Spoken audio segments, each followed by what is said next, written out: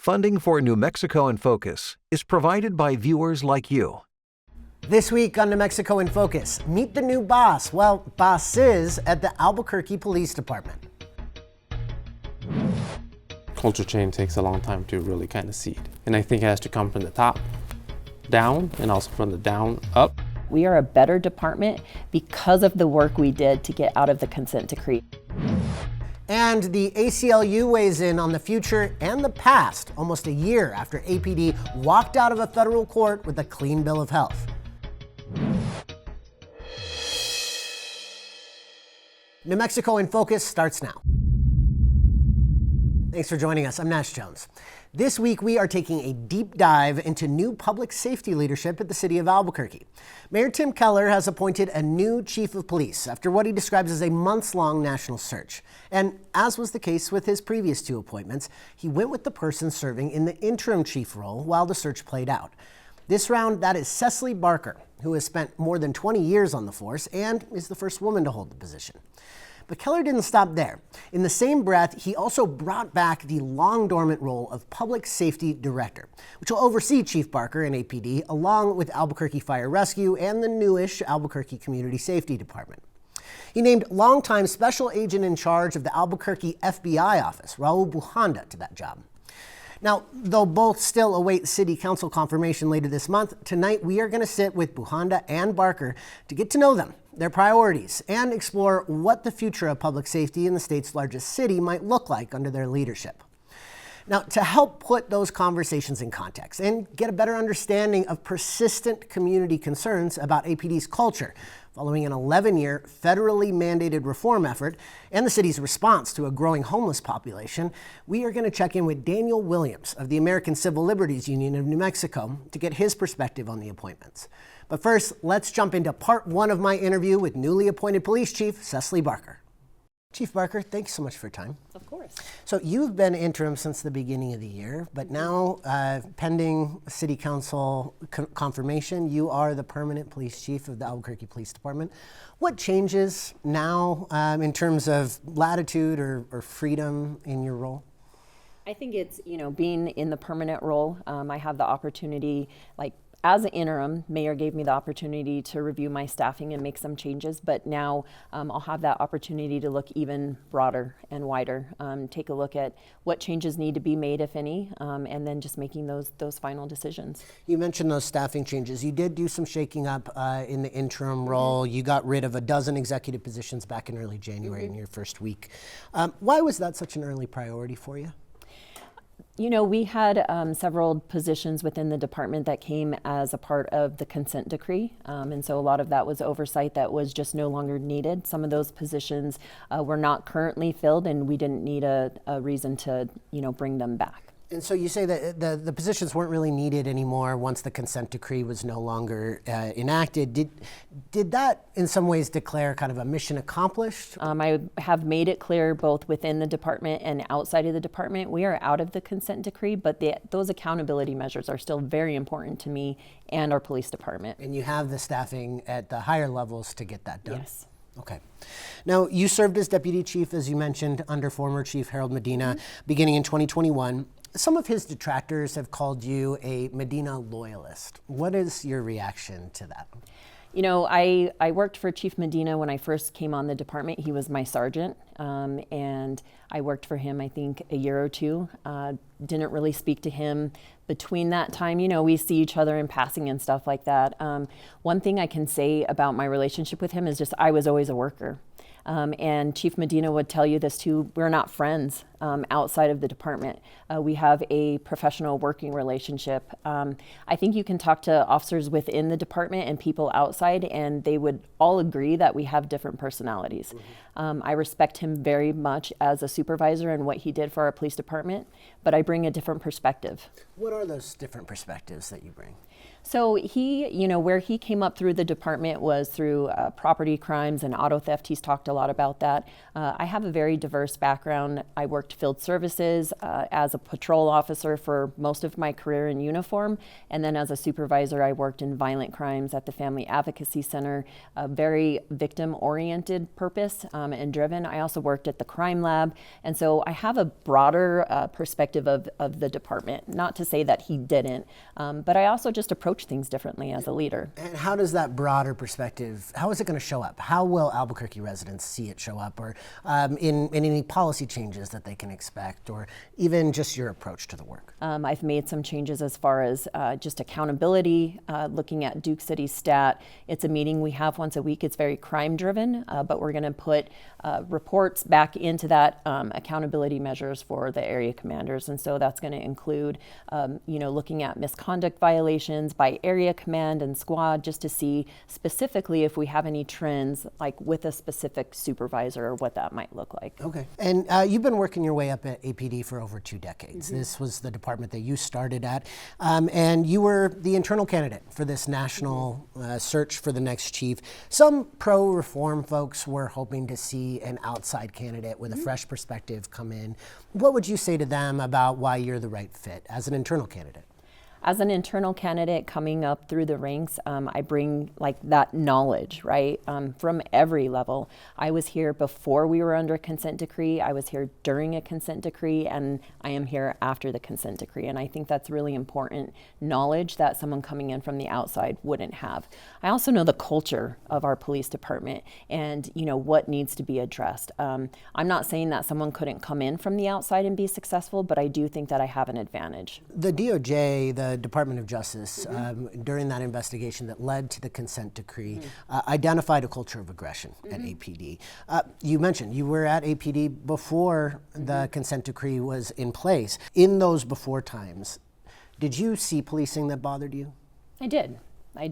And I think when I became a supervisor, I made it very clear that I was going to be visible and hold people accountable. I also saw policing that was done right. I remember when the independent monitors came and they were doing ride-alongs, and I told my officers, just do what you would normally do. Don't act any different. They need to see how we treat people as a department and how we act. But, historically, I can look at different officer-involved shootings and see things that we could have done better. And that's what we're going to continue to do is, monitor what our use of force policy looks like, how we can continue to advance that and make things better as a department. You have a relative on the police force, Jeff Bloodworth, who shot and killed Vincent Wood, a black man with a knife back in 2013. How did going through that experience impact how you viewed APD police shootings and DOJ oversight, for that matter? That's a really good question. What I remember about one of those specific shootings is the police chief at the time coming up, and the only question that he asked my brother, because I was the buddy officer at the time, was your camera on? Now, I will tell you, as a supervisor and as a leader in police reform, I specifically worked on the OBRD policy, so the camera policy, and I think it is 100% beneficial, and I have always been about that. But when you have an officer who's involved in an incident like that can't be the only question that is asked. An officer has to do what they can to protect themselves and the community. And so that's something that's always stuck out in my mind. I want my officers to know that I'm there for them. Policy is important, transparency is important, what we do is very important, but we also have to remember that there's a human side to this as well, right?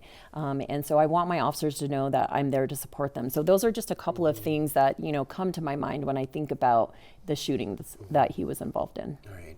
And now, what is your message to the officers and the police union who didn't see the consent decree as something that should have been entered into the first place, or didn't see the results as what they had hoped that they might turn out to be?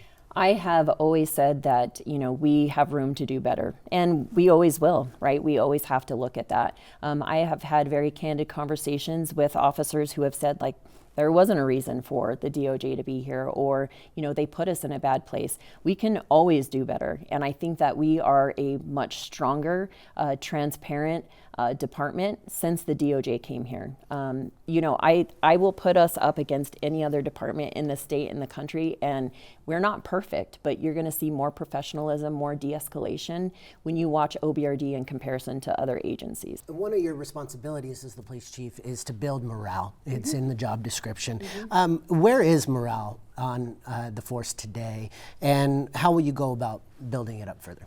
I think our morale is in a very good place. Coming out of the consent decree has increased that, mostly because it's a success story, right? And you will have people who, we're not perfect. I've said that several times, just sitting here today.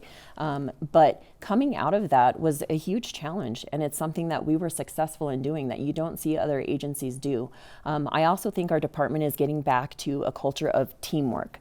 There used to be a time where it was a bureau against bureau, so like field services against the detective bureau, just, who was doing what, and we're really trying to bring back that team mentality. Well, morale's one thing, accountability is another. It's a term that you've already used several times tonight. What does accountability look like moving forward following the consent decree?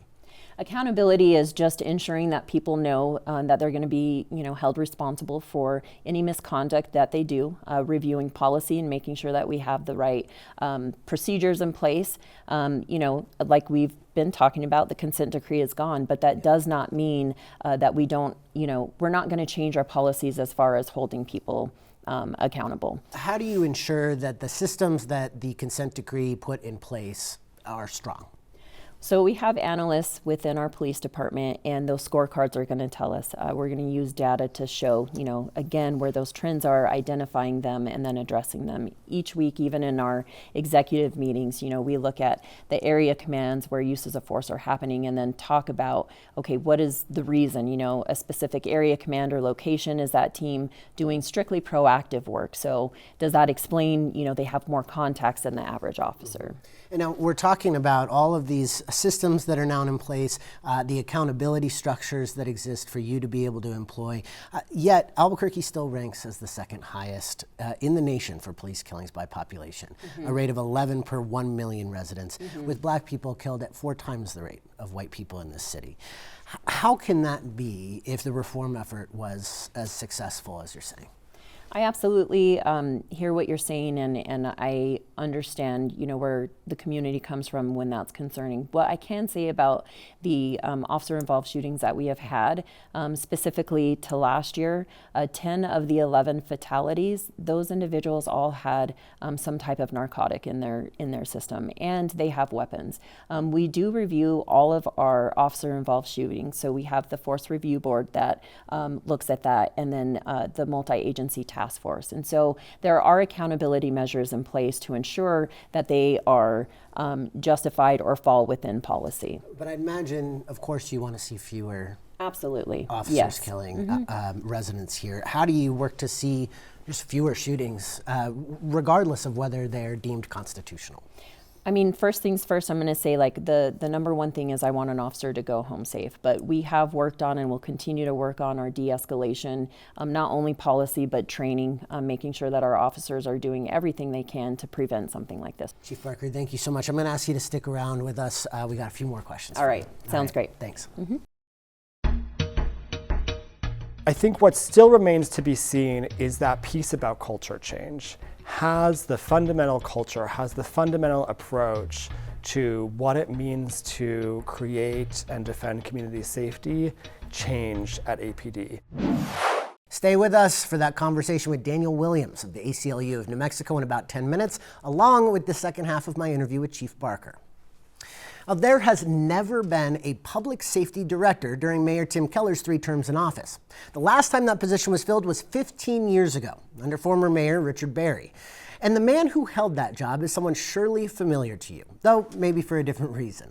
Darren White, who lost the mayor's race to Keller last year, was in that role from late 2009 till 2011. Now, on the campaign trail, Mayor Keller harangued White about his performance, saying his policies led to the Department of Justice finding a pattern of excessive force at the police department. Now, clearly, as Keller dusts off that role at the city, he has faith that his hand-picked choice, retired FBI agent Raul Bujanda, will do things a little differently. What his approach will be and what informs it, why this position is even needed after all these years, is a big piece of what I wanted to talk to Bujanda about. So here's the first part of our conversation. Director Bujanda, thank you so much for joining us. Well, thanks for having us. So you retired last year from the FBI after more than 2 decades there. Why come out of retirement for this position at the city? Well, I think starting from the get-go, I don't think I had the law enforcement bug out of my system yet. It was one of those things that it was just the time that it was the right time at that moment, but it was rushed. And then when you're on the sidelines and you're rooting for the people that are doing the day-to-day work, and they're great, right? They're great professionals because you knew them. You just the day before you were standing next to them, and now you're just watching them do all the great things. And I have to be honest, I missed that. I just missed it. And you say the retirement was a bit rushed. Did President Trump retaking the White House, Kash Patel becoming the head of the FBI have anything to do with your timing? Not necessarily. What it was is I saw a lot of priorities change. When you're the head of an office like here in New Mexico, where you cover the whole state of New Mexico, not just Albuquerque, there's certain things that you consider to be important. If you look at what the FBI has been known for over decades, it's international terrorism after 9/11. It's public corruption ever since inception, and civil rights. And when you start seeing that different priorities were coming down the pike, I knew that it was a time of change. Were those priorities dictated by the new administration, though? Definitely the new director. Okay. And now, Mayor Keller has resurrected this position that you've just taken, the public safety director, after about 15 years of it being vacant. If it was vacant all of this time, why is it necessary, and maybe more specifically now? So I think, you see everything that's been going on, and we had some investigations that we were working closely with APD. And I'm just not talking about the investigations that we had working against APD when we're talking about DWI and other types of investigations. More, yeah. It was more like we were working cases together. And there was always a fondness, and anything that is always happening, it seemed like Albuquerque always attracts that attention, whether it's good or bad. And so I got to see and work with the men and women of the APD. The FBI worked very closely. And so it was one of those things that I think that I always grew a fondness for it. Now, as to why this position in this role, I think it's an opportunity to let the chiefs be chiefs. Let them actually do the jobs that they're intended to do, that they were hired to do. And it's a leadership that we have in place that's phenomenal. Like, they are some phenomenal chiefs that we have working. So why do they need somebody above them coordinating in this way? You always need someone to kind of deflect all the politics that go behind, all the policy that goes. It's because we need them to be focused so they can go and build the trust. And my job is to make sure that I'm taking away all those barriers, all those obstacles that they're kind of coming into on a daily basis so they can be what they need to be. Chiefs. Let chiefs be chiefs sounds like something that maybe the rank and file or the departments overall would be glad to hear. But I'm wondering, have you heard from Albuquerque Police Department officers about how they feel about this role becoming anew and you specifically taking it on? So I've had those friendships for quite a while, right? So I've been here so going on 5 years. So I have a lot of friends that reached out to me when they heard. Some that I talked to during the process, and all the feedback that I received has been positive. And I'm not just saying just because they're my friends. Some of these are I would have considered, critics along the way. They were harsh when I was in a different role, and they're harsh in this role now. And they kind of see the benefit for that because it gives them a chance to start focusing on the things that we need to focus on. And it's not just trust within the department, it's trust for our community. And so you haven't heard any pushback or criticism of this role coming back? I mean, I hear the questions that people have, like, why now, right? Yeah. Why is it that we're doing this position now? And I can't really answer as to the period as to why now in this specific time. I've always had a great relationship with the mayor. We've always worked things well together when it comes to joint investigations, and an opportunity to go back and work with them and actually continue moving. Well, and he said he wanted to fill this position but hadn't because you weren't available, basically. Well, we want to make sure that he always, when it comes to law enforcement across the board, when it comes to public safety, anywhere, it's all about personality. And the wrong personality can really break things. The right personality can make things that much better. All right. Well, speaking of that, the last person to hold this job was Darren White, the former Bernalillo County Sheriff. He also ran against Tim Keller for mayor just last year. And during that campaign, we heard a lot of criticism from the mayor about Darren White's performance in this role. He called him a failure in the role. He called his policies reckless. He said that his performance in the role, in fact, led to the DOJ's findings of excessive use of force that led into the consent decree. So how specifically will you approach this role differently than Darren White did? So I wasn't here during that time frame, so I can't really speak to what it is that he did or didn't do when I'm talking about Mr. Darren White. All I can say is what I can do is I bring what my background and my experiences bring, which is overall accountability. And I think that's always important when it comes to looking at public safety in general. You want to make sure that the public servants are accountable to the community and to city council and to the mayor's office, to making sure that everyone's doing the right things in the right way. Well, you worked with APD to get into compliance with the Department of Justice consent decree when you were at the FBI. That just ended last year. How did you feel about that timing? Was APD ready for the consent decree to end? Oh yeah, most definitely. I think what I saw during my time frame when I was here, and they were already in the consent decree when I got here, was that they were very strict on themselves, right? So they wanted to make sure that they were going above and beyond to make sure that they met the requirements of the DOJ. So yes, they were ready. I think they were more than ready, and I think it was a good time to transition as well. Chief Cecily, she's going to be amazing. She really is, only because she looks at things in a different way. Chief Medina was needed to kind of get everyone to that point, and she's going to continue taking that to the next level. And we're going to hear from her tonight as well. Fantastic. We're now a year out from when the consent decree ended. Have the reforms that you say were in place, they were ready for the consent decree to end, have they held up over this year as far as from your perspective? From the outside looking in, yes. But I'm going to be, diving into this to make sure that it's not only have we done all that we need to do, and if there's more to do, then get it done. Do you feel like a culture change happened, like a deep-seated cultural change at APD? Culture change takes a long time to really kind of seed. And I think it has to come from the top down and also from the down up, because you want to make sure that everyone is actually getting that message. Well, under your leadership, what might accountability look like? And what are you looking for in terms of any potential kind of slippage back into old ways? So accountability is a daily thing. It's not just something that you think about or when you do a training or when someone wants to talk about it.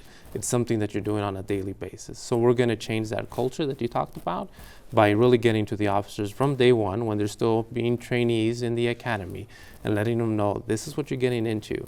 And it's a high standard. And if you don't meet that standard, it might not be the job for you. And also reminding our folks that have been doing the job for a long time that this is who we are. Every single encounter that we have with every citizen out there has to be positive, because that one negative will drive us down. Okay. How do you enforce that? It's by being transparent and talking to people and actually letting them know that you care about it, and at the same time holding people accountable. And that's the hardest part. Well, as a special agent in charge at the Albuquerque FBI office, you investigated APD, right? So you were supporting them in getting into compliance with the DOJ agreement. You also investigated them surrounding the DWI corruption scandal, where APD officers, among officers at other law enforcement agencies, were taking bribes in order to get DWI cases dismissed. From that work, are you privy to information about officers at APD that weren't charged, that you now have that knowledge and are coming in and overseeing that department? Everything that we would work, and I've been away for about a year, all those investigations were tied up when I left. Not to say that investigation hasn't continued, because it has, but those individuals and names I don't know. So there weren't open cases when you left the FBI? There were pending cases which have now been, come to fruition.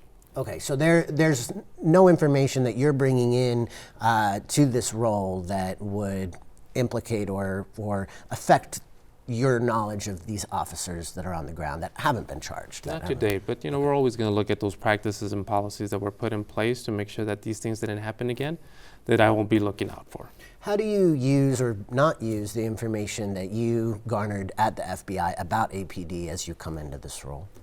Well, it's one of those things that everything that you do from day one, right, when it comes to law enforcement, is something that's going to make you that much better. And I am going to look at everything that it is that we did before to make sure that those things aren't happening. If there's any of those loopholes that were happening before that were allowing officers to do things they weren't supposed to be doing, I'm going to close them. And so, And are you aware of where they are?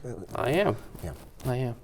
So you mentioned being aware of loopholes that you can pinpoint when you come into this role at APD and help close. What are the loopholes that you're aware of?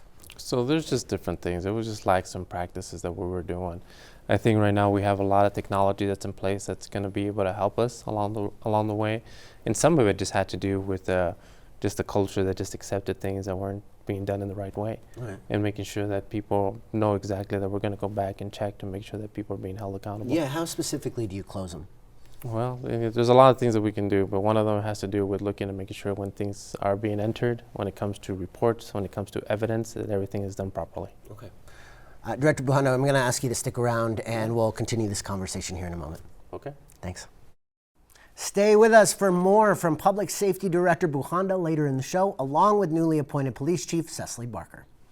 Like most ACLU affiliates around the country, New Mexico's takes a keen interest in policing. So as the state's largest and most troubled law enforcement agency, APD has been under that local group's microscope for decades. The ACLU played a key role in pushing for a U.S. Justice Department investigation of APD back in the early 2010s, a probe that ultimately found a deep-seated pattern of unconstitutional excessive force and a leadership structure that enabled it. A court-mandated reform project came next, through what is called a consent decree, and it lasted until just last summer. To get some civil rights-focused perspective on how that effort turned out and how APD's new leaders might carry it forward, executive producer Jeff Proctor spoke with Daniel Williams, policy advocate for the ACLU of New Mexico. Daniel, thanks a ton for doing this, and welcome back to New Mexico in Focus. Absolutely, always excited to be here. I'd like to begin with a bit of a rewind. It has been 10 months now since the end of the DOJ consent decree with APD. From your perspective, how successful was that long effort to fix a police department that could not find the Constitution with a flashlight and a roadmap? I think one of the things that folks in Albuquerque who've been longtime advocates for police reform said before the consent decree, during the consent decree, and now after the consent decree is that this was never a box checking exercise. This was never about just fulfill a couple, technical legal requirements and everything's good. What it's always been about is transforming a pattern and practice and culture of egregious large-scale rights violations into a culture of constitutional policing. So I think that's the yardstick that we should be measuring by. We've certainly seen good things come out of the consent decree since the consent decree ended. Overall use of force in Albuquerque by APD has been trending mostly down. That's good news. Although, during one of the years that the consent decree was in force, they had one of their deadliest years on record. I think what still remains to be seen is that piece about culture change. Has the fundamental culture, has the fundamental approach to what it means to create and defend community safety changed at APD? I think that's still an open question for me and for a lot of people. Gotcha. So given that the ACLU and other community advocacy groups still have that as an open question and maybe are still waiting for that final puzzle piece to kind of fall into place, how important are these two leadership roles at APD in finally accomplishing that, sort of divorced from who got them? How important are those two positions to finally getting to that spot? I think they're important. I don't think they're everything. I think having a chief in place, having a public safety director in place who really share the values of the consent decree, who see that task of constitutional policing not as a 10-year to-do list that they've accomplished, but as something that they want to embody throughout their tenure and throughout the organization. That's really vital. Having folks in those positions who care about our rights, who care about real solutions to community safety, who understand that policing is not the solution to all of our problems, that those things are really important. You can have the best, most transformative chief in the world, and that's not going to do everything for an agency. And so I don't want to sort of say, Chief Barker, all of APD culture change is now on your shoulders, but it's certainly a fundamental piece of the puzzle. It's not going to be one person who fundamentally transforms policing in Albuquerque forever and ever. Amen. Got you. You mentioned her last name. Mayor Keller has appointed Cecily Barker to that position of APD chief. She has spent 20 years of her career in law enforcement at APD, sort of the definition of an insider. I wonder, given kind of what folks like you and who have been monitoring APD for such a long time are hoping for in terms of really changing that culture, taking those last steps, how does it strike you that someone who's been there for such a long time is now going to be in that role? Is an insider the right person for that job? I think certainly anyone who's sort of made a hiring decision understands there's always this conversation about an internal hire, external hire. Certainly the stakes are pretty high when you're talking about a police chief. And I can appreciate that there are pros and cons both ways, including on the culture change argument. Someone who's been embedded in APD culture very deeply knows. Seen it 15 years ago when it was at its worst. Exactly, very much knows where the things that are in need of transformation are, one would hope. What I hope the mayor was taking into consideration when he made the decision to promote an entrenched leader in APD is exactly this question. Is this the person who, on the basis of their experience and temperament and skills, can lead the department into building on the progress that they made and improving on the things that they didn't necessarily improve on during the consent decree process? What will you be watching for to measure that in terms of her actions, her decisions on personnel and policy? Are there specifics that you're looking for that will either increase that hope or dash it on the rocks? I think, one of the things that we heard a lot as the consent decree was winding down and when the consent decree was finally terminated was that this wasn't going to be the end of all of the reforms that were made, that the policies that were adopted were largely going to stay in place, the changes to training were largely going to stay in place, that the reporting mechanisms that the independent monitor was fulfilling were going to be replaced. And to a certain extent, all of that has stayed in place. We have seen some changes to, for example, the use of force policy suite that undid some consent decree era policies. But I think that's one of the things that we're looking for really closely is, are we going to see a slow or fast dismantling of those things that we were promised were going to carry over from the consent decree? That's huge. Let's move on to Raul Buhanda. Chief Barker will be the first APD chief in 15 years who won't report directly to the mayor. Mayor Keller has resurrected this sort of long forgotten position of public safety director. Mr. Buhanda will oversee APD, ACS, and AFR. He comes from the FBI, of course, so unlike Chief Barker, he is kind of the definition of an outsider. That said, he knows APD quite well, both from working with them on cases and prosecutions, those kinds of things, and also in investigating the police department through the course of the DWI corruption scandal. What challenges and opportunities does kind of his background and profile present for him in terms of going forward in that role? I think for me, for us at the ACLU, for almost everyone I talk to in the community, the DWI corruption scheme that went on for decades in not just APD, but multiple law enforcement agencies in central New Mexico really shook the confidence in law enforcement that for many of us was already pretty shaky to begin with. And so having someone coming in who's going to be overseeing APD, having this sort of high-level position, who knows the details of that, knows what happened, knows what went wrong, hopefully knows what can be changed. Best case scenario, that's really good news for rebuilding public trust, and that he can really leverage that perspective and, as you say, his sort of outsider perspective to really double down on rooting out corruption, rebuilding public trust, proving to those of us in the community who have reason not to believe that APD always has our best interests and our rights at heart, that we're mistaken.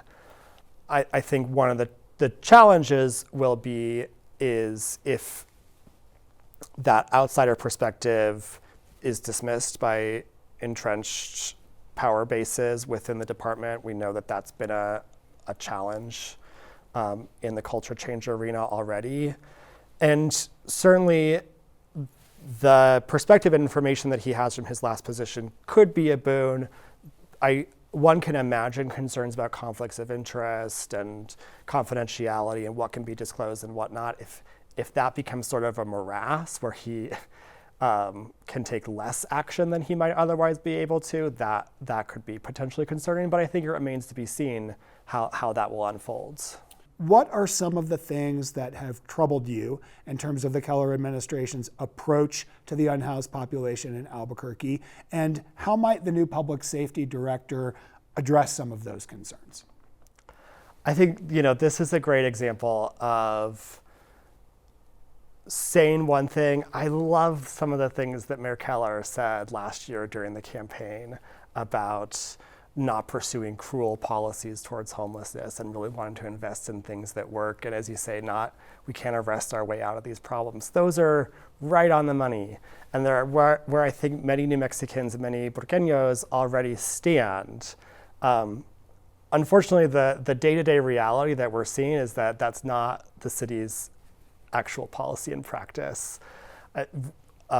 Really stunning report from ProPublica came out about a month ago detailing just how much the city's aggressive criminalization of homelessness and of acts of survival by unhoused people skyrocketed last year, pretty consistently for a while now. Close to half or more than half of the folks at MDC live on the streets. And we're seeing massive increases in— That's the county jail, at MDC. the Metropolitan Detention Center, thank you. And we're seeing massive increases in filings of charges and arrests for things like trespassing and obstructing sidewalks, charges that are not— they're not charging you with being homeless, but those charges are just associated with living in public as a homeless person. Who else gets charged for blocking a sidewalk? Exactly. It's not a super common charge in other contexts. At the ACLU, we have active litigation against the city related to the policies towards unhoused people, related to encampment sweeps and things like that. And we hear stories close to a daily basis about just tragic situations where people are having their possessions destroyed and thrown away, where people are being hauled off to jail just for trying to live in the way that's available to them. And so I think whether or not the new chief and the new public safety director represent a new approach to those issues is going to be really huge for us assessing how successful they are at matching what the administration says versus what the administration has done. And you mentioned Albuquerque Community Safety, ACS. It's really encouraging to have someone whose job it is going to be to coordinate between those two agencies. One thing I hear constantly is folks who say, I love being able to call ACS when something is happening in my neighborhood. I don't love that even when I call ACS, a cop with a gun still comes. And so hopefully being able to make sure that the right responders are going to the right calls is something that will improve with this new role, or not new role, but revived role. Daniel Williams, thank you so much for coming in to help us understand from a little different perspective these new leadership positions. Thank you so much. It's been a pleasure. A big thanks to Daniel Williams for coming in to provide some community perspective to our conversations with the new public safety leadership at the city. Now, let's get back to my interview with Raul Bujanda, who just this week began his new job as Albuquerque's public safety director. When we left off, Bujanda was talking about his background at the FBI and how his time there, including investigating APD officers for their involvement in a multi-department DWI corruption scandal, might inform his new work. Next, we go even further back into his resume when he worked in immigration enforcement to find out how that experience will show up in how he leads the public safety arm of an immigrant-friendly city. Director, thank you so much for sticking with us. So you were born in El Paso, but you spent a chunk of time in your teen years in Ciudad Juarez and later worked for the Immigration Naturalization Services, a predecessor to ICE. You're now the top public safety officer in an immigrant-friendly city. How does your history inform how you're going to approach working with immigrant communities here in Albuquerque? So my family's history is that of being immigrants, right? We immigrated to the United States when my grandfather married my grandmother. Literally, he was a U.S. citizen born in Beaumont, Texas, of all places. But he lived his whole life in Mexico as well. That's where he met my grandmother. And eventually, he brought everyone. He worked for the railroad and retired from the railroad. As far as I've known him, he's been retired. Obviously, he's passed away by now. But so that was always our story. When I started working with immigration, was kind of on a whim. I was a school teacher at the time. Yeah, what took you there? It was just an application that someone gave me one day and said, here, look, you can fax it in. Probably don't even know what a fax is, but you could fax it in. It was a one-pager, and all they really wanted to know was overall, what was my grade point average? So I was like, sure. Submitted it, and really didn't even think about it. Didn't really think about the job. Didn't really even think about the mission. I never even had thought about law enforcement altogether. So for us, it was like, yeah, let's try it, right? We're just recently married, literally 1 year into our marriage, and said, let's try it, see where it takes us. And the first offer they offered was San Francisco. I'm a big 49er fan, so he said, sure, let's go do that. I really didn't know what I was getting into until I was in the job after the academy in San Francisco. Once you figured out what you had gotten yourself into, did it align with your values as someone of the family that you're from? It's one of those things. It's yes on doing the right thing. And there's always people that are coming into our country that are trying to get away from something they've done in their country, and therefore, you don't want them doing those things in our country. So that part of it was pretty easy, kind of getting rid of the criminals. And then those individuals that are trying to come here and doing things that you wouldn't want them to be doing, crimes involving moral turpitude and those types of things. You want these people out of our country. So that part I can relate to, doing the right thing. The immigrant population that's coming here to do what our family did, just to advance themselves, to do the right thing for themselves so that their families can actually have a better life, whether it's in the United States or in their country where they're coming from. That I could relate to because that was my story. But the other mission, especially when we moved back to El Paso, so I actually worked at the port of entry here in El Paso, that's when it all changed for me, and just it didn't align with my values anymore. I could continue doing the right thing, but it wasn't for the right reasons anymore. Because I kind of could see that most of the people that were just coming in were just coming, working hard, doing the work that most people didn't even want to do. And in most cases, even paying taxes. And they're living a life of fear, right? Because they were always kind of in fear that someone was going to find out that they weren't supposed to be here and they were going to be deported. I didn't want to be that person anymore. Okay. So it was time to switch. And then that was during the time that 9/11 happened. I saw a bigger mission, right? Go fight terrorism. Go fight to keep our country safe. So that's when I switched to the FBI. Well, District Attorney Sam Bregman, who's also running for governor, he wrote a letter to the local head of ICE saying that he would prosecute ICE agents who detain people without legal justification. If asked, would you be okay with an Albuquerque police officer arresting an ICE agent? So I know Bregman, he's a big personality, and he probably means every single word that he put in there as well. And I think he's very concerned and focused on making sure that our people are not being subjected to things that they're not supposed to be subjected to, especially those that are trying to do the right thing. Our police officers are not federal officers. We uphold state, local, and we work with our federal partners. Federal partners have a role. Their role is to do those things that they're doing, whether it's here in our place or not. But it's not APD's role to do that. If the local DA did prosecute an ICE agent and called for their arrest, would you be comfortable with APD executing that? If there's an arrest warrant that's in place and it's legally obtained and legally in our system to do, then obviously we're always going to uphold the law. Okay.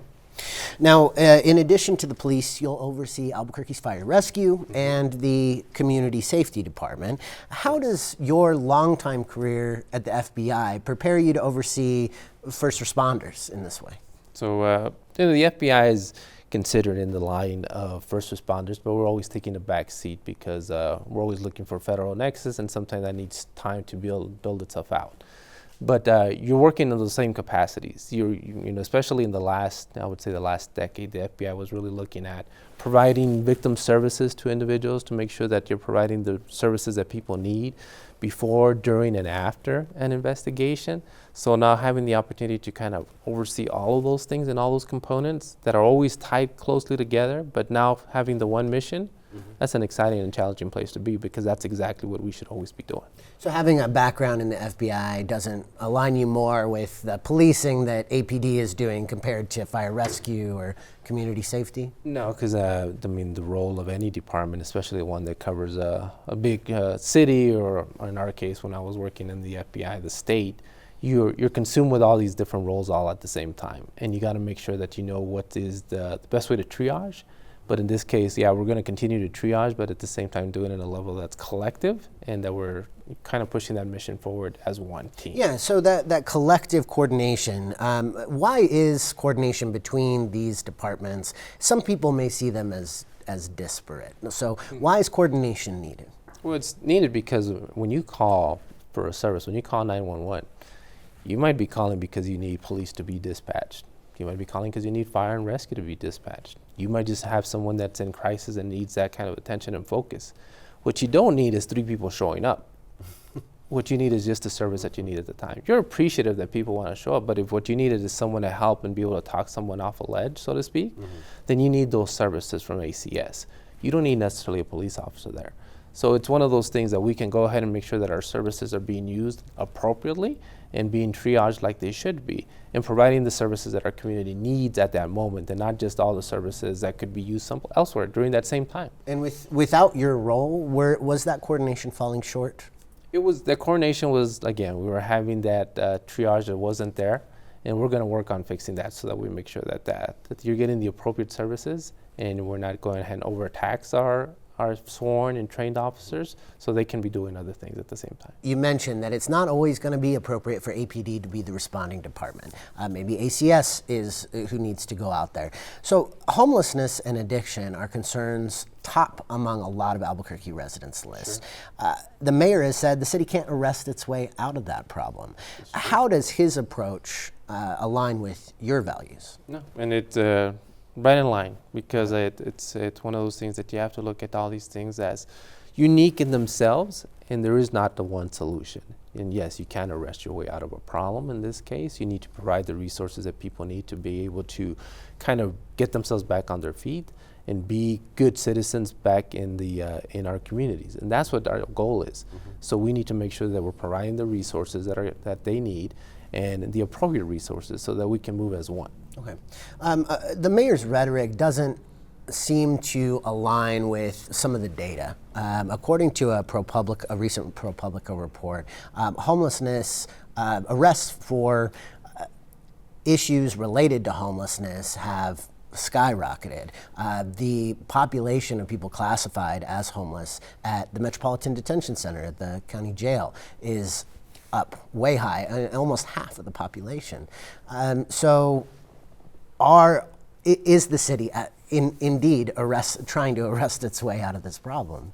No, not at all. But it's, we're also, let's be real as well. If someone's committing a crime at that moment, then you don't want that person to be in that community anymore. And whether they're housed or unhoused, actions need to be taken. But some of these crimes are, blocking a sidewalk, public camping, not necessarily violent crimes or burglary or anything like that. No, but even right before I came here, we're looking at policies and things that we can put in place so that we can give other solutions and other venues and avenues so that we can provide resources without having to arrest people. Would you like to see those arrests drop? Yes, you definitely want to make sure that people are getting what they need so that they can continue to be a positive citizen in our community. So yes, you want to make sure that they're getting the resources they need to continue to move forward, and those resources aren't necessarily going to be found within a jail cell. And now you aren't officially confirmed in the role. The Albuquerque City Council this week did introduce your appointment, but it won't be discussed until the April 20th meeting, their next meeting. What do you expect out of that confirmation process? It's a lot of tough questions, right? Not just about what I plan to be doing in this role, but maybe what I've done in my past role and how I see those kind of intersecting. And I welcome that because that's what our community wants to know. I'm sure they got the same questions, right? So yes, I welcome them. Okay, great. Director Buhanda, thank you so much for your time. Thank you. Thanks to Raul Buhanda for sitting for our questions. We plan to follow along as he starts his work in earnest. We end tonight with the final part of my wide-ranging interview with Albuquerque Police Chief Cecily Barker. We left things with a discussion of APD's persistently high rate of police shootings. Next, I asked the chief about her plans for building trust back with Albuquerque residents. Not only those who fear APD officers will use excessive force, but also those who, despite what the crime stats say, feel as unsafe today as ever before. Chief, welcome back. Thanks for sitting for a few more questions. Thank you. Having one of the deadliest police forces in the country, the consent decree that, where the DOJ found a pattern of excessive force, on top of a recent DWI corruption scandal that involved several APD officers, that all plays a role in breaking the trust of the community. So in the public survey during your hiring process, participants called for a chief who prioritizes strong community-centered policing and trust building. How will you deliver that?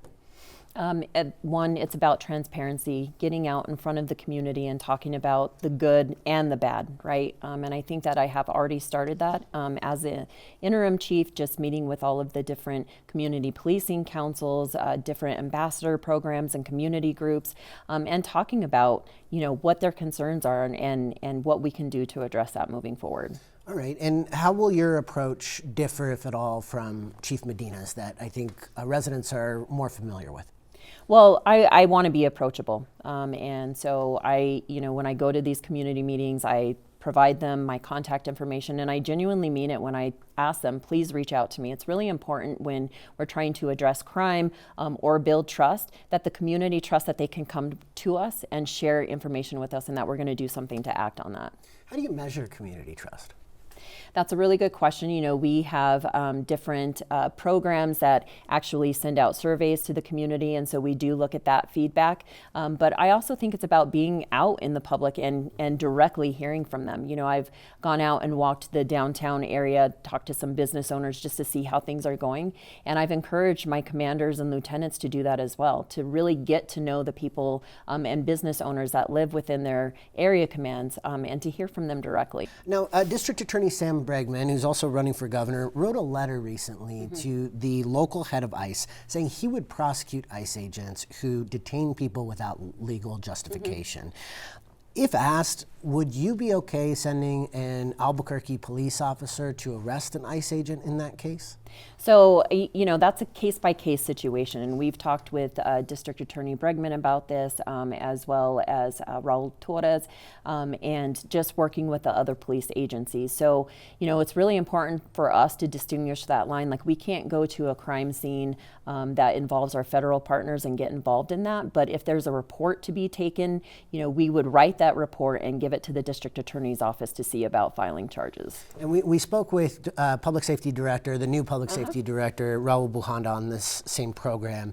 And he said if there was a legally obtained arrest warrant in your system, then, quote, obviously we're going to uphold the law. Exactly. Does that resonate with how you feel like you would respond in that instance? It does. And one of the examples, that we've talked about is that we have had to unfortunately arrest one of our own before. And so, if there is a violation of law or a warrant or something like that, we would take action like we would with anybody else. All right, thanks for that. Well, during last year's mayoral race, a number of challengers to Mayor Keller said that they didn't believe the statistics around crime dropping. I interviewed several of his challengers here on this program, and several of them say, I don't buy it because I don't feel safer. Right. What do you say to folks who doubt the statistics? We recognize that the perception of crime is that it's high and that it's there. There are areas of town where I have a 17-year-old daughter and I don't want her driving there by herself, right? We're not naive to that. And so it's important for us as an agency to get out in front of that and then tell the story behind the data, because the reality is property crimes are down, homicides are down, we are solving crimes, we're putting the right people in jail. but there's still more work to be done. Now, going back to the public survey that Albuquerque residents responded to during your search and what they wanted out of the next chief, the final priority relates to this a bit. Participants called for improved police responsiveness to calls for service, increased visible patrols in high-need areas, and effective deployment of resources. What's your plan to meet that expectation? So in Duke City Stat, again, that meeting, I'm going to keep going back to that. We talk about data. It shows us the trends of where we're seeing crime happen, but we're going beyond just looking at a hot spot.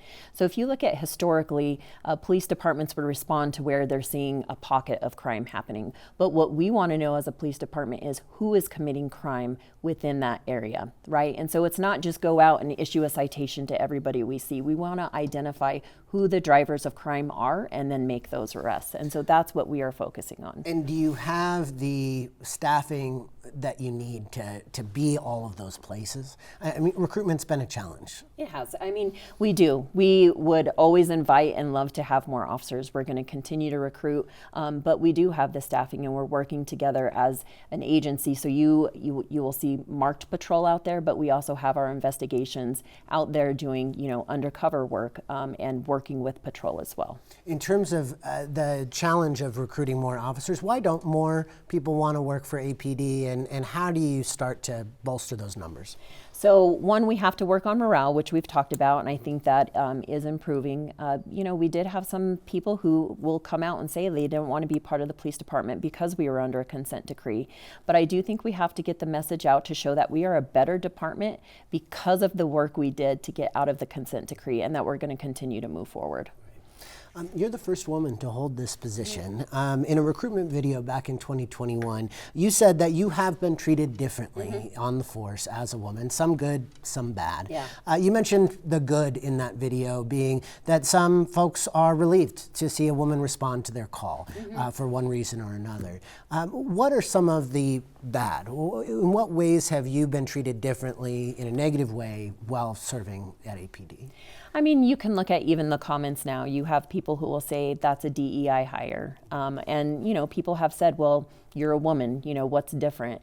And so I think there's always going to be that question. But I'm proud of the work that I've done and who I am. And I just, I don't really, focus on the woman part of it. It sounds like you do a lot of brushing it off, but how would you say you persevere in the face of sexism and misogyny on the police force? I just work even harder. Just push through it. Push through it. All right. Now, we are speaking with the new public safety director, Raul Bujanda, on this program. That is a position that has kind of been resurrected, dusted off, so to speak, has been vacant for 15 years. What does reinstating it mean for you as you take the new chief position? I look forward to working with Raul. I had the opportunity to work with him when he was at the FBI. That was with the Muslim case and with the DWI case, just as far as communication, and have always been in full support of him. And I think he's going to bring some really unique and good perspective to the public safety departments. And it'll mean that you report directly to him rather than the mayor. Does that change things for you, or change your connection to the mayor and being able to communicate in that way? It doesn't. And, I've talked to the mayor about it when, he introduced this position to me and what that would look like. And I communicate very well with the mayor. And I think that, having Raul there will just help to strengthen that. Okay. Chief Barker, thanks so much for your time. Of course. Thank you. We'll keep you updated on her and Raul Bujanda's confirmations as they get underway in a little over a week. Thanks too to everyone else who contributed to the show. Join us next week when we will welcome Congresswoman Teresa Ledger Fernandez to the show to talk protecting public lands, the war in Iran, and more. For New Mexico PBS, I'm Nash Jones. Until then, stay focused.